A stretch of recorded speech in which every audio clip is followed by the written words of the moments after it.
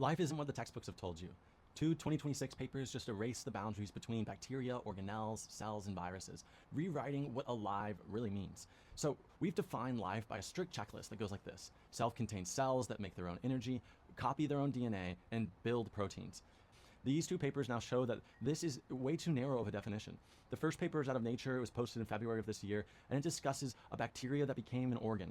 And these researchers examine ancient nutritional endosymbiotes. This is a bacteria that has almost no genes, and it lives in a symbiotic relationship with a plant hopper insect. This is an insect, a sap-sucking insect that has co-evolved with this bacteria for 263 million years. And for the longest time, we've thought that organisms that have less than a few hundred genes are not alive, and the ones over are alive. So this bacteria, Videnia, has the smallest known non-organelle bacteria genome of 50 to 52 kilobases with only 62 to 68 genes. This is smaller than many mitochondria, and it has a similar size to viruses.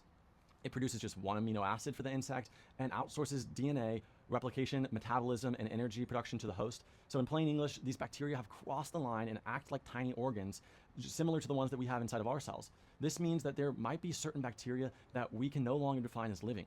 Videnia is right on the line of living and non-living, as we define organelles as not being living organisms. The next paper that we're going to discuss kind of is on the counter of this.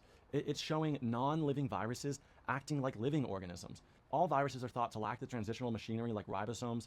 However, in this study, they're showing giant viruses are doing just that. These viruses are running their own protein factories. This is a paper out of Cell in 2026, where they showed that these DNA viruses are shown to encode their own VIF4F. This is basically a molecule switch that allows viruses to create their own proteins. The same system used by eukaryotic cells. The virus binds to its host ribosome, it replaces the host version late in the infection, and then switches to protein synthesis using a unique viral cap code. So this drives protein synthesis, and this blurs the line between cellular and acellular biology, as these viruses are making proteins, the very heart of what we thought it meant to be something alive. So these two discoveries show that life exists on a spectrum. On one end, we have a 50 kilobases symbiote that almost entirely is dependent on its host for living, and it acts like a non-living organelle. On the other end, we have a giant virus that takes over core cellular processes and makes their own proteins. So this makes it difficult to define what is life and what is non-living. These papers prove that our old definitions of life were too narrow. So where do you define the line between living and non-living? If you're interested in learning more about science and biology, I post daily videos diving into awe-inspiring topics that I'm excited about. If this interests you, tune in for tomorrow. I'm super excited to share it with you, and I wish you the best. Peace.